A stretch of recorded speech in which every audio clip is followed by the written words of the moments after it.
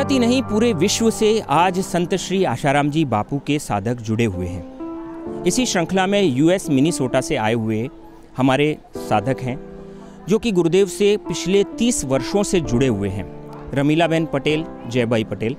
जब गुरुदेव के ऊपर इतने आरोप लगे फिर भी इनके हृदय में इतनी श्रद्धा बनी हुई है, तो उस श्रद्धा का प्रमाण और उनकी भावना हम इन्हीं से के शब्दों से जानते हैं।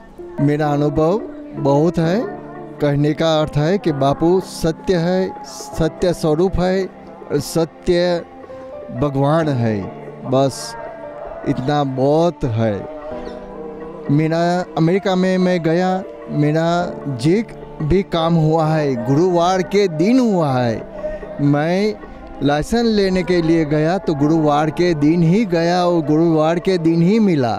और मैं सिटीजन हुआ तो गुरु कृपा से हुआ।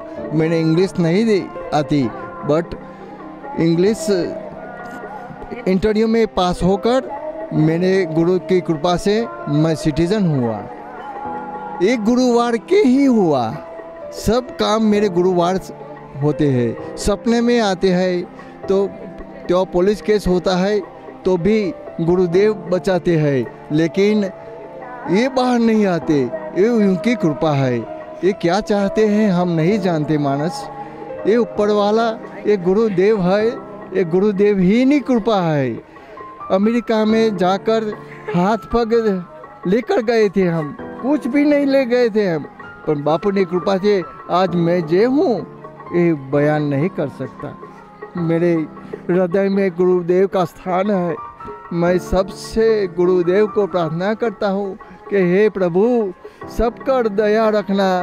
हम तुम्हारे बालक है। जो को जे बालकों की भूल तो होती है, पर तुम्हें जल्दी बाहर आओ। प्रथम तो मैं मेरे सदगुरुदेव भगवान की जय बोल के जय जयकार लगाना चाहती हूँ।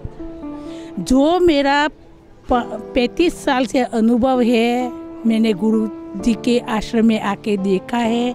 मैं तो 2-2 महीने तक रुकती हूँ। मैं अमेरिका से आई हूँ। मैं पिछले साल भी 2 महीना रुकी थी।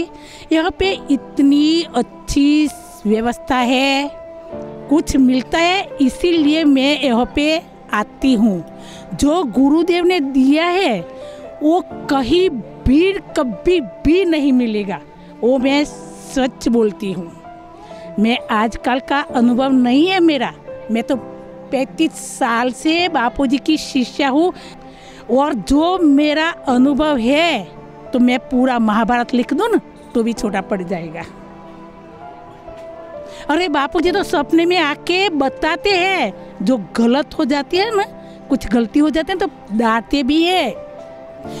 मैं ऐसा बोलती हूँ पहले तो कि जो गलत मानते हैं वो दूसरे की बात में नहीं आना। मैं ऐसा बोलती हूँ कि आप आओ, देखो, बैठो, सुनो, बाद में विचारो कि कैसा है। जो मैं मानती हूँ ना उसी से भी आप ज़्यादा मानने लगेगो।